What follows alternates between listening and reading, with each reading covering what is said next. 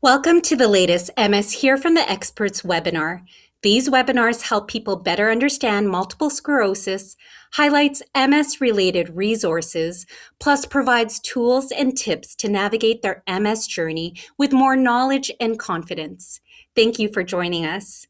I am Marielle Dekel. I am an MS Canada Program Delivery Coordinator, as well as a person living with MS. As my disability progressed since my diagnosis in 2012, my two children have become my caregivers.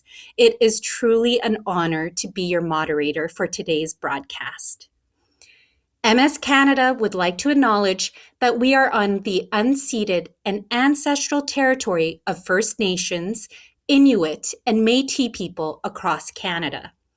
These nations have cared for this land from the oceans to the mountain peaks for thousands of years and continue to do so today. We thank them for their continuous care and for the opportunity to host this session today. At MS Canada, we are committed to learning from and working with Indigenous peoples to care for the land we all call home. We'd like to thank the Rexall Care Network for their generous support of this webinar and their commitment to advancing education and awareness for Canadians affected by MS. Before we get started with our presentations, let's briefly go over a couple of housekeeping items. Your microphones have been muted.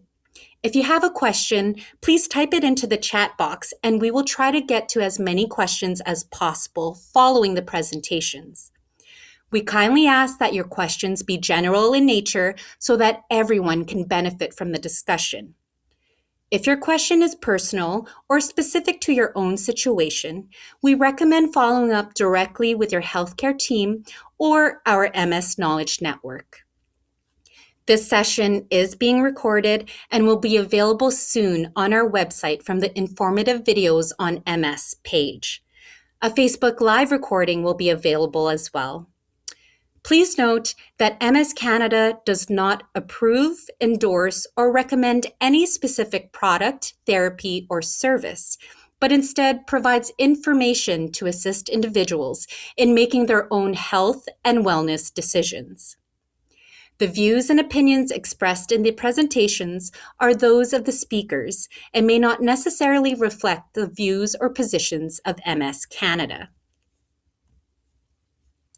Since 1948, we at MS Canada have been proud to be a part of a community of people living with MS, their families, friends, plus volunteers, donors, researchers, clinicians, and many more. Together, we have helped fund research, provide information and support to people affected by MS, and we've taken a bold stance to advocate for changes that allow people living with MS to live full and inclusive lives. Our current strategic plan not only lays out the roadmap in our journey to create a world free of MS, but we hope it also provides inspiration for all in the MS community to connect and collaborate so together we can advance treatment and care, enhance well-being, understand and halt disease progression, and prevent MS from happening. Please note that during this broadcast, a couple of pop-up polls will appear. We ask that you respond to each. The anonymous information will help MS Canada better understand your experience and the impact we are having on the MS community. I am pleased to introduce today's experts. Dr. Marcia Finlayson is a professor in the School of Rehabilitation Therapy at Queen's University. She has been engaged in MS research and advocacy for nearly 30 years. Her work is motivated by having a parent who lived with MS. The goal of Marcia's work is to enable people affected by multiple sclerosis to lead healthy, meaningful lives and exert choice and control over their participation in daily activities at home and in the community, particularly as they age. People affected by MS includes both individuals with the disease and their family caregivers. Marcia's research involves developing and testing self-management interventions and examining and improving access to healthcare services, particularly rehabilitation.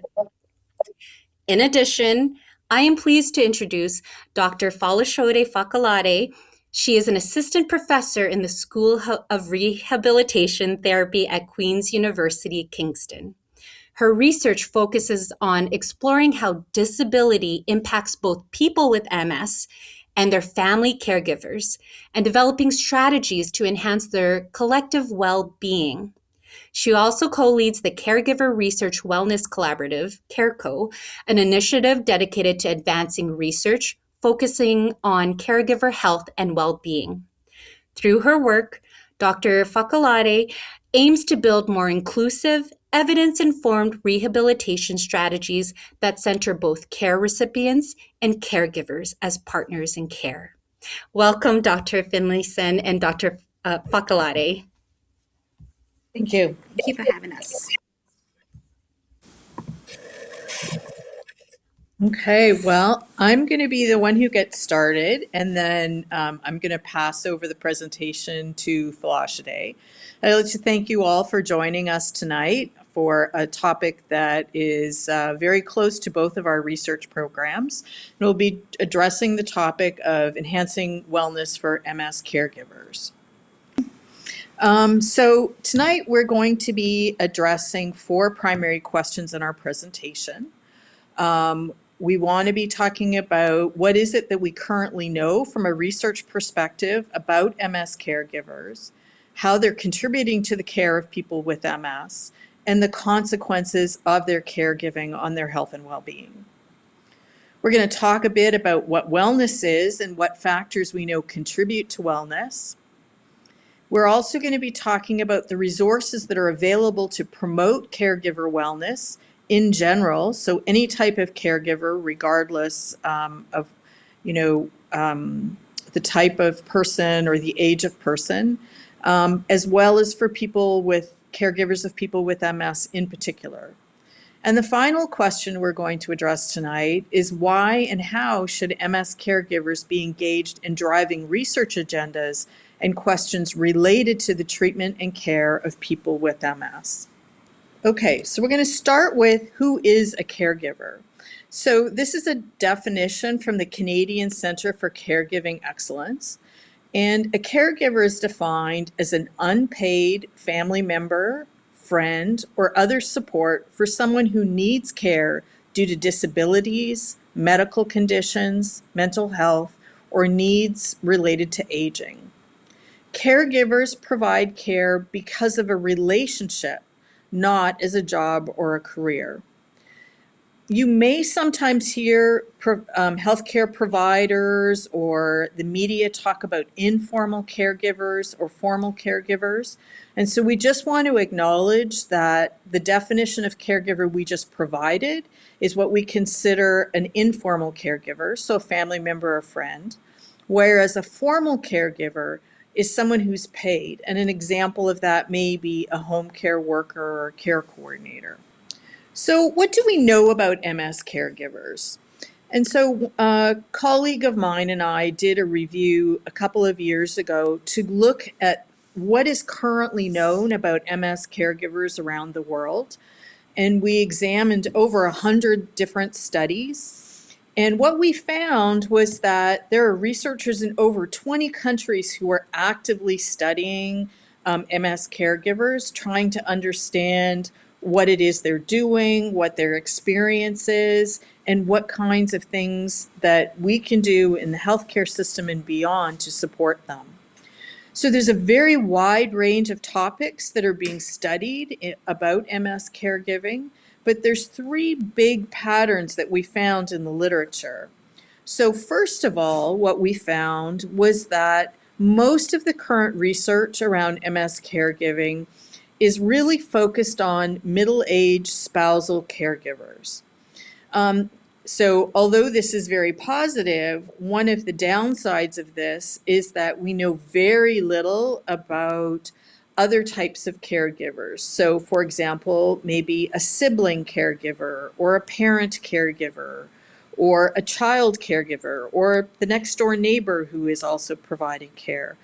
And all those different kinds of caregivers may actually have different needs and experiences. So, although we have a fair amount of knowledge about middle-aged spousal caregivers, we really have gaps in knowledge about other types of caregivers.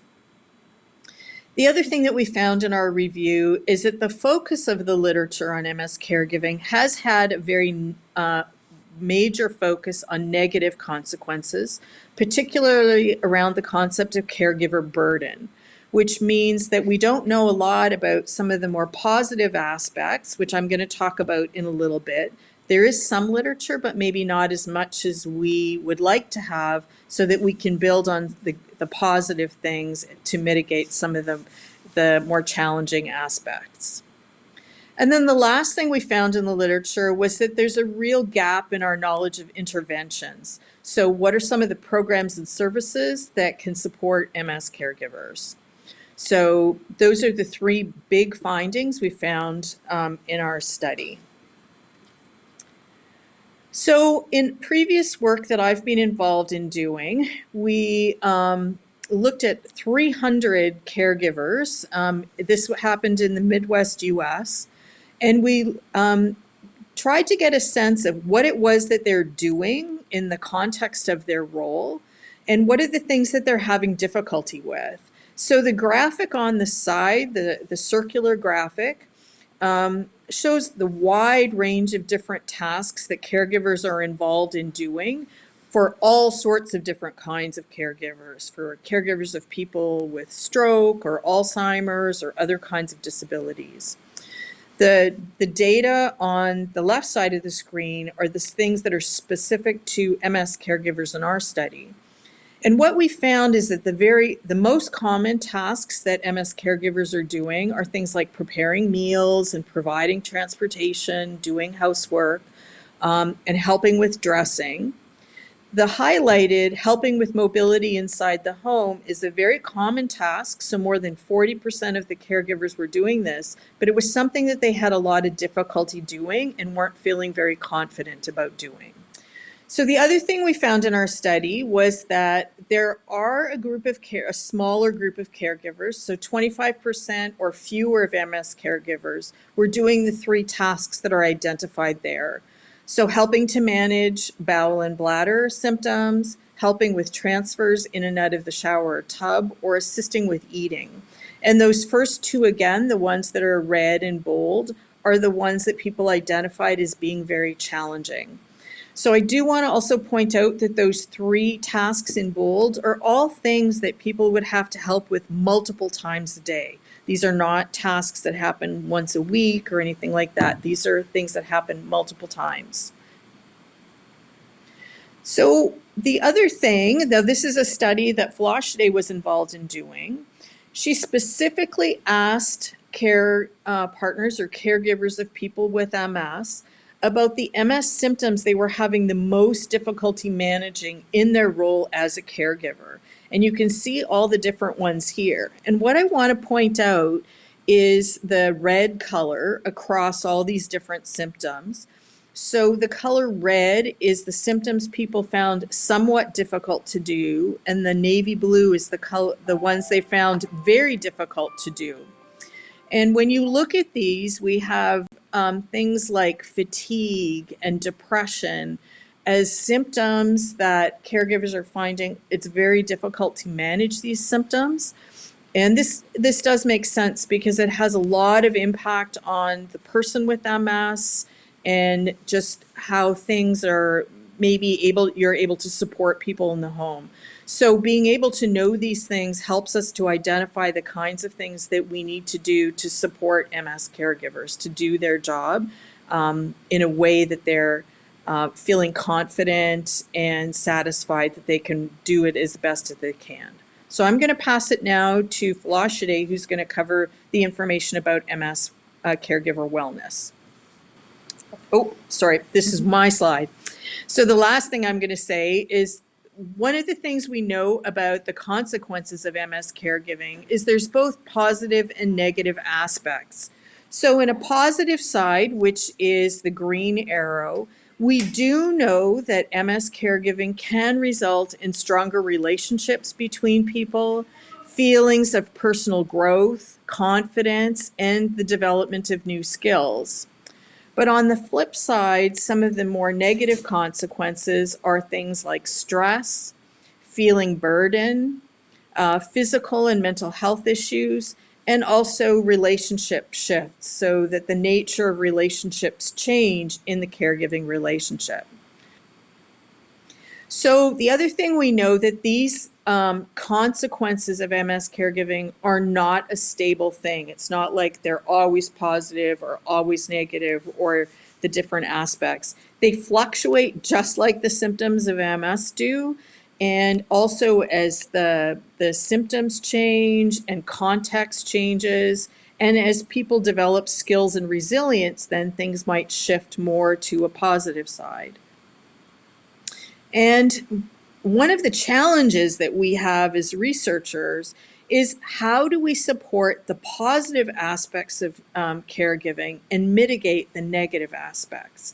And so some of the work that Blanche will share with you now will address some of these things. Okay, so I'm going to start with talking a little bit about wellness. Because in order to address the positive aspects of caregiving and to know how we can leverage those positive aspects, we have to be able to diagnose what the problem is. In order to diagnose what the problem is, we need to understand what exactly we're studying. So when we think about wellness, we think about it as this holistic, multidimensional concept. And it's not just that there's an absence of illness or an absence of a disease, but it's all about emphasizing quality of life. It's about being able to function well across different aspects of our lives and the balance that that requires.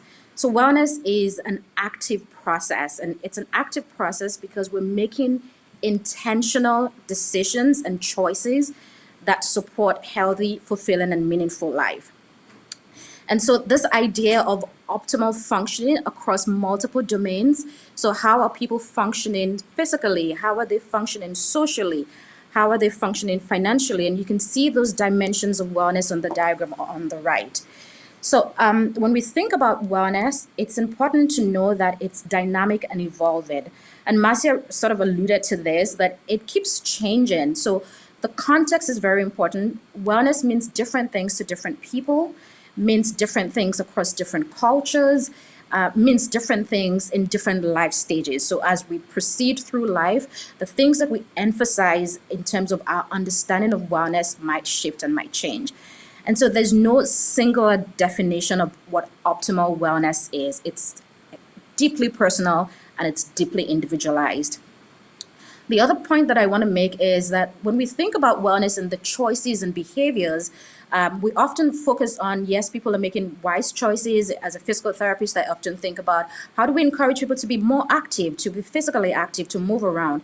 But it also, we need to consider that it's beyond an individual responsibility. It's also, we need to focus on the structures and the connections around people and the community around people that enable them to be well. So we're going to talk about some of the work that we've been doing in the next few slides. So before we go on to sort of the factors that contribute to wellness, it's important to situate resilience as a concept that is distinct, but yet very related to wellness. So we often think about resilience as the ability to maintain good well-being and in spite of high care demands. Now, this is a definition that we coined from a systematic review that we did looking at how resilience is conceptualized across studies that have involved family caregivers of people with chronic neurological conditions. So that's beyond MS, that's all chronic neurological conditions. So it's that ability, like, yes, there's high caregiving needs or there's high activities associated with caregiving, but being able to maintain wellness in spite of those activities. And so how does resilience contribute to wellness or good well-being? So earlier on, I shared sort of the dimensions of wellness. So as part of how resilience contributes to wellness in very many ways, one of it is that it allows or it supports emotional stability. So this idea of this high care demands, yet we're able to regulate emotionally and not feel overwhelmed when things become challenging or things become difficult. And it's resilience that allows this positive emotional stability to be established. One more. The other area that resilience comes to play when we think about wellness is the ability to cope, to identify, or to use positive problem solving strategies and positive coping strategies when demands or challenging situations arise. And being resilient, or this concept of resilience, allows us to leverage those positive coping strategies for good outcomes when we have challenging situations. Third, I'm sure we've often heard people say that, well, when we go through some challenging things, then we have different perspectives. And Marcia alluded to this earlier about strengthening our deep personal growth and deep personal connections as one positive aspects of caregiving. Well, it's resilience that allows these positive aspects to emerge. So being able to have those deep personal feelings of being able to do things and being able to acknowledge that you've come through a challenge and you've grown stronger because of that challenge. Fourth. So social connections, earlier I talked about social well-being as a dimension of well-being. And so being able to receive support, being able to ask for support, being able to offer support is associated with being socially well, or being high levels of social well-being. And so resilience in this way, being able to identify those meaningful connections that we have with people around us, the community that we have around us, people who love us and people who contribute to our overall well-being, is one aspect that resilience helps to foster. And finally, when we think about resilience, another aspect is it acts as a buffer, as a positive buffer against negative outcomes. So negative outcomes like anxiety and depression, research has shown that high levels of resilience is associated with lower levels of depression, anxiety, and even lower levels of behaviors that are maladaptive, like sedentary behavior is maladaptive to coping well. And so resilience is a buffer against sort of those negative outcomes. So we started to ask ourselves, what do we know about resilience in MS caregivers, and how can we leverage the resilience of MS caregivers to get them or to have more positive outcomes associated with caregiving? And so we did a couple of studies looking at what do people with MS, what caregivers of people with MS say about resilience, and what are the factors that influence their resilience? And we did a survey of about 475 people. We followed them over 3 years, and we asked them questions around resilience and what they're doing to promote resilience, or how they conceptualize it. What we found out from our sample of 475 was that MS caregivers have lower levels of resilience when compared with the general public and with other caregiving populations.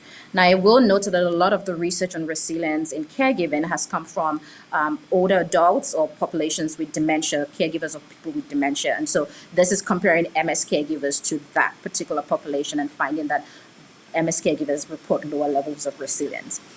Interestingly, we found that resilience did not differ between high and low disability groups. So it wasn't really the caregiving activities that they're doing that was influencing the resilience, that the levels of resilience that we're reporting. It was more contextual things. So things like social equity. And when we think about social equity, we think about factors like employment, income, food insecurity, being gender, and all of those factors and how they influence resilience. And what we found was that social equity factors like that and having access to support resources were the most significant predictors of resilience. So they were the most important factors that contributed to the low levels of resilience in MS caregivers. And so we started to ask, like, what can we do to change this situation? What do MS caregivers need to support their wellness and resilience? And we did a few interviews and focus groups with MS caregivers, asking them this question: how do you think about wellness? And what do you think contributes to your wellness? And how do you leverage resources to promote your wellness? And one of the major things that they told us was the lack of a community of support. So caregivers constantly told us that caregiving in MS can be an isolating experience. particularly when you consider that caregivers of people with MS have been caregiving for longer periods of time. So in the dementia literature, Alzheimer's literature, we find caregivers starting to take on caregiving tasks as people become older. But in the MS caregiver case, they're starting to be caregivers much younger and for a longer period of time. And so they talked about this idea of when we go out there, it's all about older adults caregiving. There's really nothing that is targeted for MS caregivers. And so they wanted a community of support to help assist in their care, help prepare them for the future, and sort of combat that isolation that MS caregivers feel, as well as to validate and recognize the caregiving role as a legit role and a legit occupation that deserves the recognition that it warrants. They also told us about needing back pocket resources to prepare for the future. So we all know that MS can be a very uncertain disease. There are periods of unpredictability. There's uncertainty about what the future might hold in terms of employment, in terms of starting families, in terms of the transitions that we all go through in life. And so they wanted those kinds of resources that are tailored to their needs and that will help them to prepare adequately for what the future holds. Now, we're not exactly saying that there's a lack of all resources out there, but one of the problems that came up was, again, the lack of targeted resources for MS caregivers and wanting to know what's actually available out there and how do I access them. So there's a lot of things that are hidden. For instance, a very good one is how do you even apply for caregiver benefits? Am I eligible for that? What sort of factors are considered to be able to apply for those kinds of things? Can I pay for having my house modified for my care partner who's now in a wheelchair, and how do I access those kinds of benefits? So they wanted more resource visibility to know what's out there. They also told us loud and clear about this idea of simplified and consolidated resource access. So they didn't want to be going to multiple websites, looking at multiple resources all over the place. They wanted sort of a one-stop shop that had everything that they would need and be able to choose as much as they wanted to engage with the resource as the caregiving evolved and the caregiving needs evolved. One of the other things they talked about was integration of caregivers into healthcare decision making. So a lot of caregivers told us, well, I go there and I sit with my loved one during appointments and all of that, but nobody has ever asked me about my own needs. Nobody has ever asked me about how I'm doing and how my caregiving is affecting my care recipient. And so this idea of, well, if my care recipient is not well, then I am not well, but we're collective. And so how do we integrate my needs with their needs and ensure that we have a collective well-being needs that are being met was one of the things that they talked about as well. And the final information that they highlighted was the need for better policy reform. So I sort of talked about this earlier, but specifically related to finances and social services. So one of the things they mentioned, for instance, was, well, caregivers are working and they're in employment, but there's no resources for them to communicate with the employers when they need sudden leaves of absence to go take care of a caregiver, or when the care recipient is suddenly hospitalized for a relapse and they have to communicate that, and the ups and downs, the unpredictability of MS care. And so they wanted better policy reforms to be able to address those needs, particularly around social services and their financial health and well-being. So then what are we doing in terms of building resources for MS caregivers? So we took this a step further to say, okay, now we've identified what the problem is. We've identified that MS caregivers have lower levels of resilience. We've identified that there are gaps in the resources that are targeted to MS caregivers. How then do we go about building a resource that is that one-stop shop for MS caregivers? So we took it a step backwards and asked them, well, you've told us this is what you need. Can you tell us more? Can you tell us how to build these resources? So what you see on the slide here on the left are priorities that MS caregivers have identified for resource. And as you can imagine, when you ask people, well, what do you want? They come up with a lot of things. So they had a pie in the sky. And so we had to ask them, if we were to address just a few things with the finite resources that we have, what would that look like? And so one of the things, a large proportion of our sample told us that they wanted information about MS treatments. And there's a lot of MS treatments now over time that have been developed in terms of disease-modifying therapies. So they talked about that, as well as what rehab options are available. So many years ago, people were told, don't exercise if you have MS. Now we know that that's not true. and exercise is a good option for people with MS with less adverse effects than we originally thought. And so they wanted that kind of information. How is the pharmacy options? How is that incorporated or integrated with rehab options? And what kinds of exercises should I be doing? What kinds of conversations should I be having regarding treatment with my healthcare provider? They also wanted information about caregiving skills. So as MS becomes more advanced, people are now starting to cope, and we talked about this earlier, to cope with managing mobility issues, but they have no training to do this. So skills-based training in terms of how do I even lift? How do I help with transfers? My care recipient is in a wheelchair. How do I help to transfer from bed to the wheelchair in a way that is safe for my own health? So they wanted that practical information or practical skills around things that they can do to support their well-being. They also really wanted information about their own well-being. So what can I do as a caregiver? What kinds of exercises are good for me as a caregiver? What kinds of wellness approaches should I take on as a caregiver? How should I be connecting with other people? What kinds of support should I be gathering up around myself to ensure that, for instance, if I'm not able to provide care on this day, there's a plan for someone else to be able to provide that care. So they all talk generally about that integration between the collective well-being of both care recipients and caregivers, and the idea that it's not a separate entity, it's that one family-based approach. Some of our caregivers also asked for available resources, so they wanted to know what's out there in terms of, well, I live in BC and you're in Ontario, so you're saying that you have this in Ontario. Well, we don't have that in BC. So how can we put all of that together in one place that tells them, well, if you live in this province, this is where to go. If you live in this province, these are some of the things that you might be eligible to receive in. So on the right, you'd see another graph that shows feature priorities. So we asked them, because this is going to be a digital resource, we wanted something that is a living document, sort of, and that can be updated. But we also wanted them to tell us, what do we need to consider in terms of the features that this resource has to have? And so one of the things that was loud and clear was it has to be easy to use, it has to be simple, it has to be intuitive. I need to be able to click this and know that I will get this. I don't want to have to figure out things because I'm already overwhelmed with caring for a loved one. I don't want a resource that is academic. I want something that is on the ground, I can use, it makes sense. It's intuitive, I know where to find things. They also talked about security and confidentiality. So this was related to being able to tailor the resource.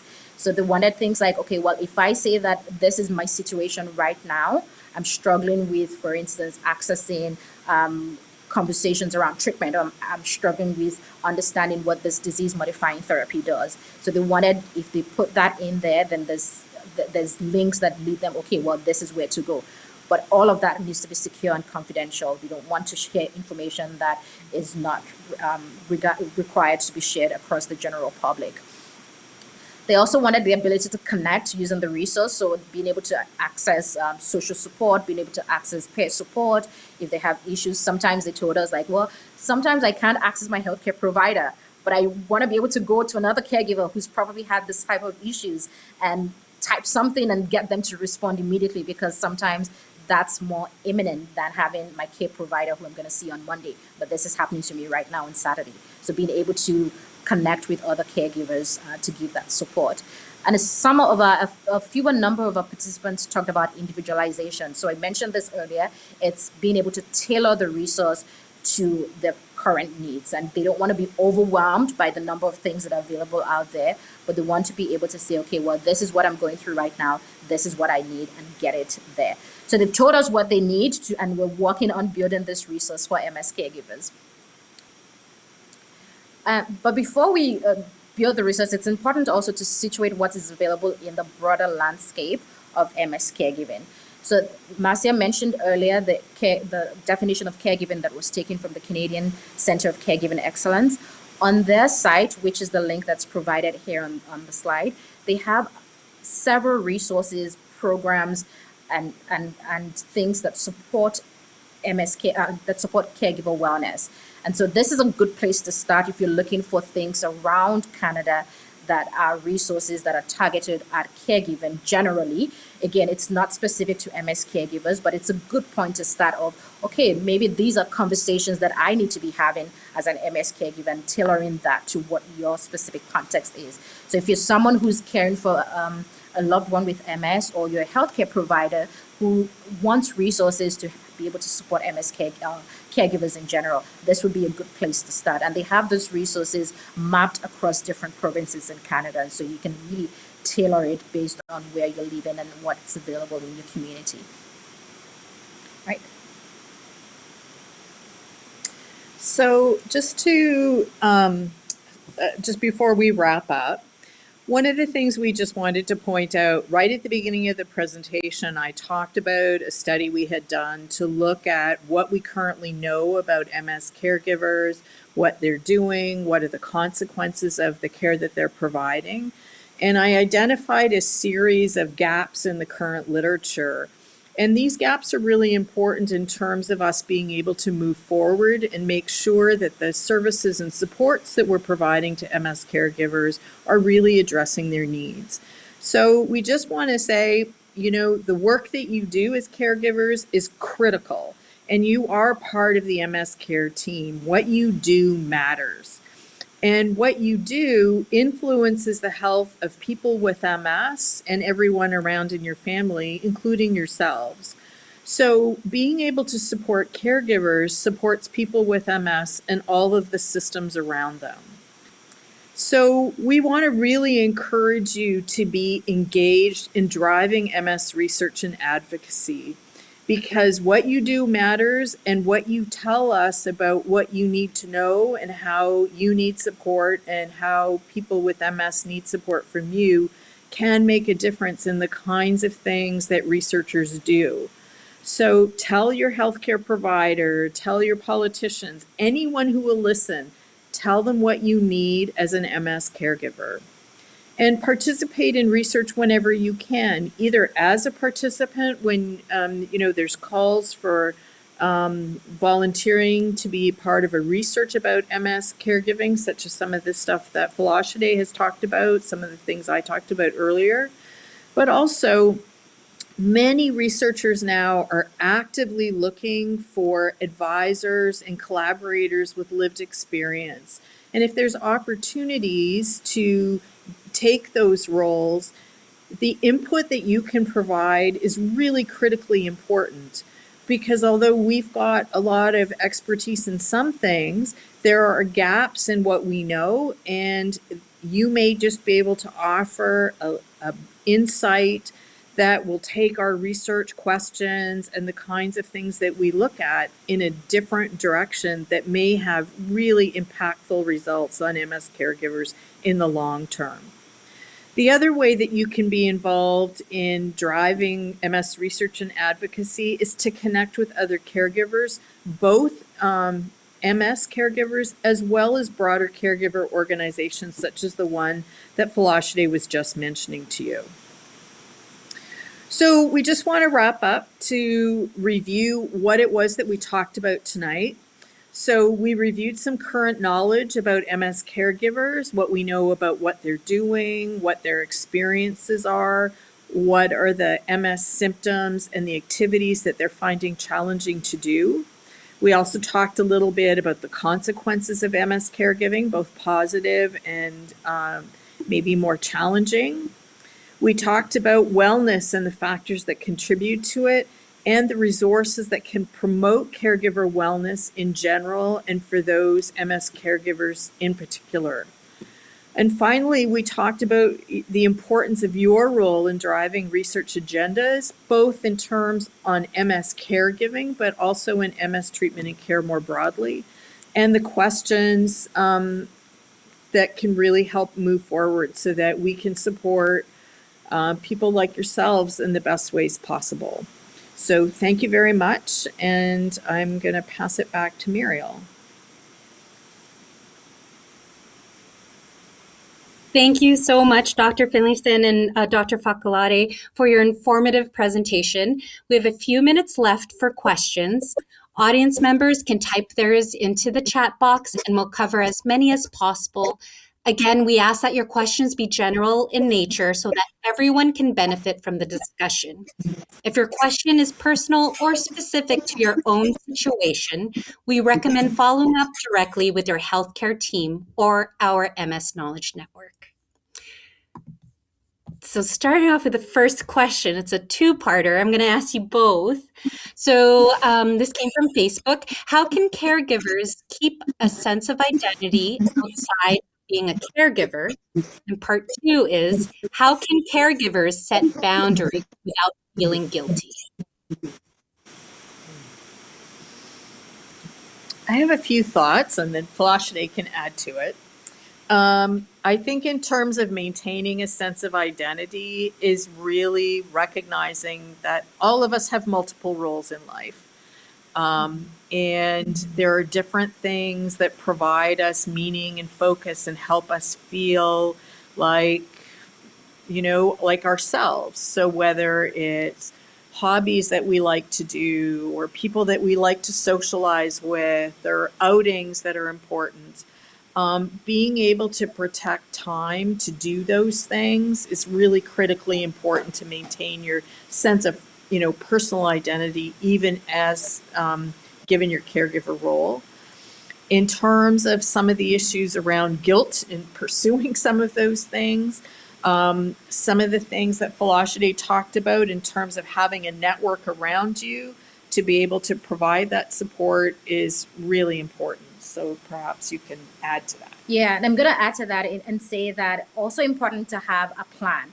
So it's one thing to have the support network, but if you're the only one who knows about that support network, then when a crisis situation happens and you're not able to do that, then you don't have a plan in place. So it could be as simple as, well, if I'm not around and someone has to transport and someone has to drive, who's that person to connect with? And it could be something so simple that you stick on top of your fridge, magnet that everyone can see it. And so they have phone numbers, they have who the person is, what they'll do. If I'm sick, who can I contact to bring meals, right? So things that are practical that are the things that you do as a caregiver, having a structured plan in place.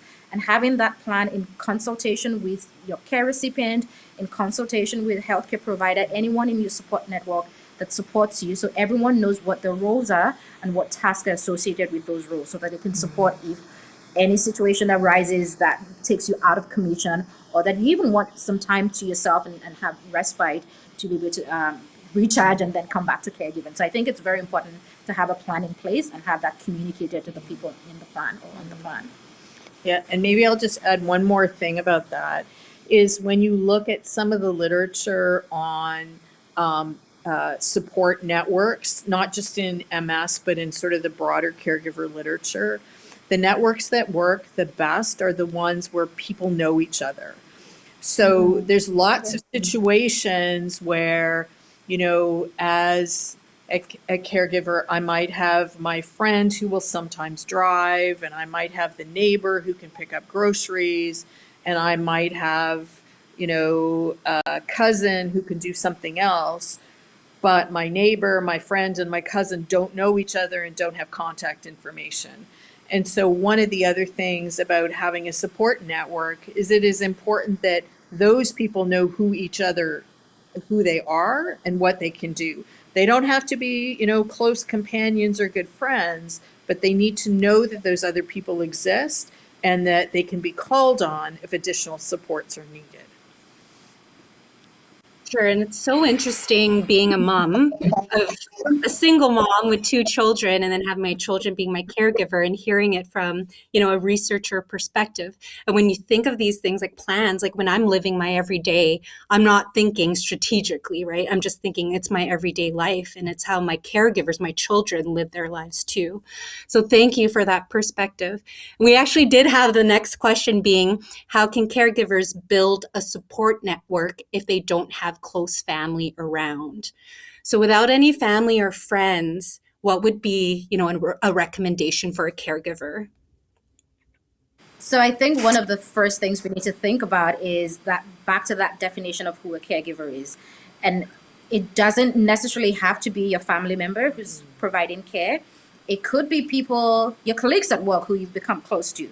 So Marcia and I will go for dinner together and go watch a movie together and all of that, right? And so we've become close like that. And so it could be that person, it could be your neighbor, it could be someone in your church, for instance. Like we have to be innovative and creative about how we think about those people within our networks. And for instance, I don't have any family here, but I have a good, strong network of friends that I've met in different parts of my life that have now become close friends that can actually do some of those caregiving tasks for me. So I think that's one way to look at it, is extend the definition of caregiving beyond your close family and those close friends. And yeah. Yeah, and I'll just add to that too, that, there's, I think sometimes we underestimate what people might be willing to help us with. Like, we have friends in our neighborhood. Maybe we don't see them very often, but maybe we see them on the street periodically, and we have a conversation, and we have, chit chat when you're walking your dog or something. And sometimes all we need to do is ask and say, would you mind? Like, I really need some help. Would you mind picking up a few things for me? And sometimes I think all we need to do is make that first step, and you might actually have way more supportive a network than we actually realize. And certainly, like Philosophy, I don't have family in this area either. And when I've taken those chances to ask people, I have consistently been surprised at people are really willing to help out with different kinds of things. And, you have to feel comfortable doing that. But I think most people really genuinely are nice. Yeah, and I think that's what, with my experience, is my neighbors and my community, from church and everything, like they offer the help. And our biggest problem wasn't asking it, it was accepting it. So, Yes. yes. And Yes. thank you so much for providing that definition of caregivers, because we get help all the time from my neighbors, and to know that they have a special role means a lot, and they are definitely a part of our network. So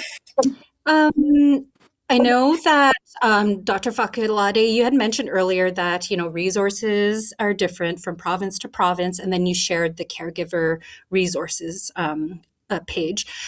So, what are specific type of resources that you are aware of that you can share with the audience, like that we can So find on resource?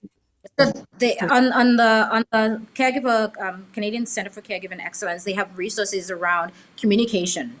Like that's one thing. Like how do you want some of the things that we're talking about? How do you set boundaries? So resources around having those kinds of conversations. They have resources around what government funding is available, and some of this is hidden. Like government funding that's available, sometimes you have to dig and say, okay, well, this eligibility criteria, how do I interpret it? Is it, am I eligible for something? And so they have things around the tax benefits, like what does that look like across provinces? They have things around programming that might support groups and things that might benefit that social connection piece of wellness for caregivers. They have all sorts of resources on them. I think they've done a good job of actually mapping things so that it's all in one place, and the center is really advancing what caregiver support should look like in Canada. And so reaching out to them, even if it's something that you don't have, I personally have reached out a few times to help me find things. And so there's always help. I think, as Marcia was saying, it's sometimes asking for the help, but there's always things out there that can support. Yeah. That is so exciting. Like, I can't wait to just, look through that site that you shared, because this is the first time I'm hearing about it too. So let's see. So there are several questions about support groups. I do want to take time to mention that MS Canada does offer caregivers peer support group. And as you were saying, right, building our network, even if it's for that mental health aspect of our caregivers' well-being, I think that'd be a great way, one, to get connected with community and to talk to people who can relate to their life. So Earlier in the presentation, Dr. Finlayson, you had mentioned that there was literature from researchers across 20 plus countries. What were some of the differences you found, or were there any differences with caregivers? Or What was really surprising is how consistent the literature was, regardless of what country the studies were coming from. So, there were many studies from U.S., Canada, United Kingdom, throughout Europe, but there were also studies from the Middle East and in some in Asia, Australia, and the findings were really consistent. So, again, most of the research is focusing on spousal caregivers. And when you think about the conversation we just had about, being able to expand your network, this is a really big gap in our knowledge. Like, who is all part of these support networks around caregivers? Because we really need to understand the range of people involved and different needs. So you've mentioned your children as your caregivers. There's actually studies of child caregivers in MS and the kinds of needs that they have. There's examples of programming in Australia and some in the US for camps for kids who are MS caregivers to help them learn about MS and to develop some of the skills we've been talking about. So it is striking how similar the literature is. There are some, cultural nuances because of differences in expectations for roles for, men versus women or parents or children. But overall, people are doing many of the same tasks. They're struggling with the same type of symptoms, and they're experiencing similar consequences. So I think we have lots to work with in terms of advancing our knowledge and ability to support MS caregivers. Yeah, I'm surprised as well, and that's exactly what I was thinking of too, like any cultural differences that might impact, the caregiver experience. All right, so we have come to the end of our presentation. I want to thank you again, Dr. Fakalade and Finlayson, for your time and your presentation. It has been very valuable for myself. Thank you. As we wrap up, as we wrap up today's broadcast, we want to remind you about how you can connect with the MS Knowledge Network, which is staffed by trained navigators who provide consistent, quality information and support. Connect by phone, email, or live chat through the MS Canada website. Navigators are available Monday to Friday from 8 a.m. to 8 p.m. Eastern Time and can provide assistance in both English and French. We want you to be a part of the MS community and encourage you to get involved with our programs, services, events, government relations, and volunteer opportunities. Together, we can take action to create a future free of MS. To find out how you can take action, check out our website at mscanada.ca.